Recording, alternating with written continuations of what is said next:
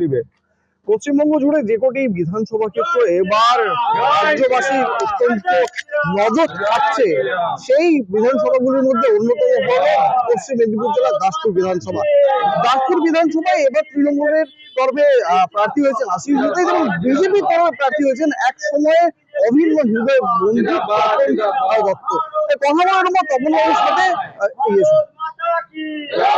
তপন আপনাকে আপনার সাথে কথা বলি। বলুন। সকাল থেকেই প্রচার বেরিয়েছেন, সকাল থেকেই প্রচারে বেরিয়েছেন, কি ধরনের প্রচারের উপর বেশি জোর দিচ্ছেন?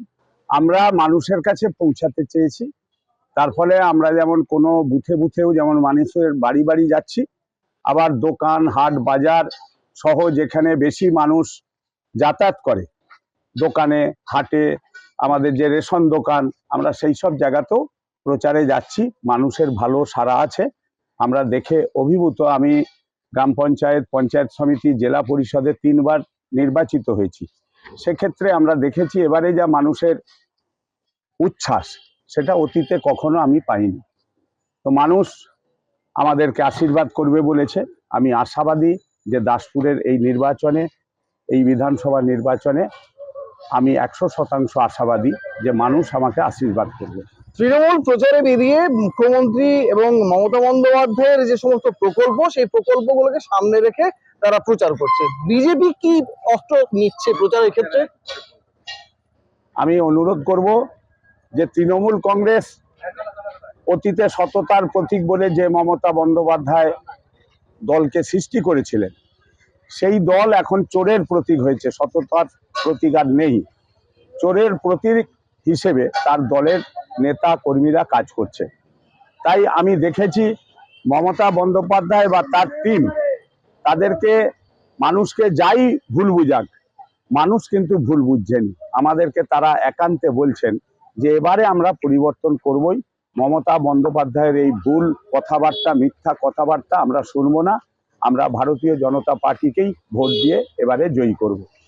প্রচারে বেরিয়ে যে ধরনের প্রতিক্রিয়া পাচ্ছেন, যে উদ্দীপনা দেখছেন, তাতে জয়ের মার্জিন কত হবে বলে আশা করেন? আমি আগেও বলেছি যে দাসপুর বিধানসভায় গত লোকসভা নির্বাচনে আমরা 16,500-র মতো ভোটে আমরা পিছিয়ে ছিলাম। তা এবারে আশা রাখছি আমরা 10,000-এর বেশি ভোটে আমরা মানুষ আমাদের আশীর্বাদ করবে এবং আমাদের দল জিতবে এবং আমি তাতে জয়ী হব। যদি এবারে জনতার আশীর্বাদ নিয়ে জয়ী হন, দাসপুরের জন্য প্রথম এমন দুটো কি কাজ করতে চাইছেন? আমাদের দাসপুরের সবচেয়ে সমস্যা হচ্ছে যে একটা দাসপুর 2 ব্লকের 14টি গ্রাম পঞ্চায়েত এবং দাসপুর 1 ব্লকের 6টি গ্রাম পঞ্চায়েত নিয়ে আমাদের এই বিধানসভা গঠিত। মোট 20টি গ্রাম পঞ্চায়েতের মধ্যে এছাড়াও দাসপুরের যে বর্ডার, এখানে থানা হওয়ার কথা ছিল।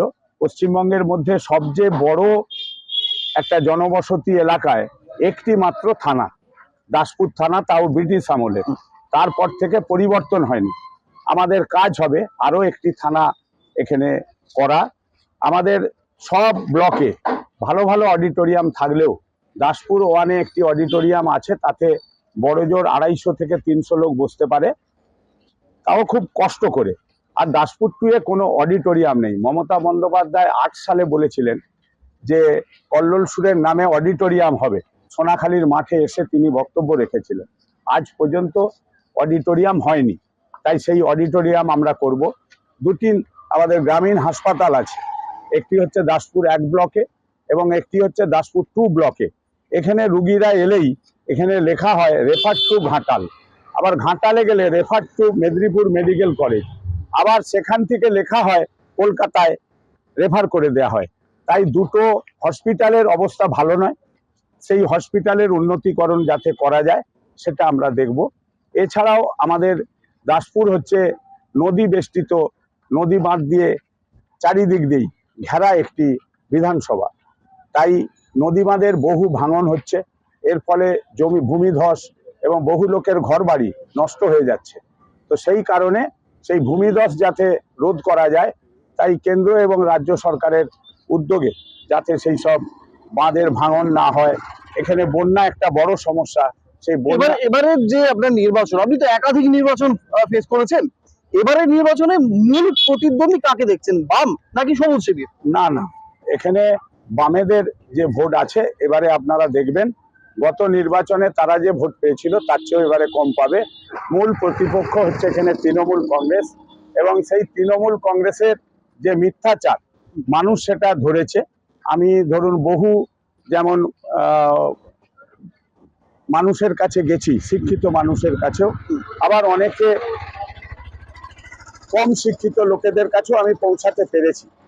তাদের সকলেরই এক বাক্য যে মমতা বন্দ্যোপাধ্যায় যেসব পরিকল্পনা বলেন এবং পরিকল্পনা করেন সেটা মানুষের কল্যাণে খুব ভালো কাজ হচ্ছে না। তাই পশ্চিমবঙ্গে পাল্টানো দরকার। তাই পশ্চিমবঙ্গে আমাদের এবারে পরিবর্তন হবে, তারা নিজেরাই বলছে। তাই আমি আশাবাদী যে দাসপুরের মানুষ এবারে পরিবর্তন করবে এবং ভারতীয় জনতা পার্টিকে দাসপুরে প্রতিষ্ঠা দেবে। একেবারে কথা হলো দীর্ঘ বিষয় নিয়ে তিনি আলোকপাত করলে জয়ের ব্যাপারে ভীষণ ভাবে আশাবাদী এবারে দাসপুর বিধানসভা নির্বাচনী ক্ষেত্রে বিজেপি প্রার্থী। তবে জয়ের মার্জিন কতটা হবে বা ফলাফল কি হবে তা বলবে 4 তারিখ ব্যালট বক্স খোলার পরেই। পশ্চিম মেদিনীপুর থেকে শুভ চক্রবর্তী রিপোর্ট, কেটিভি বাংলা।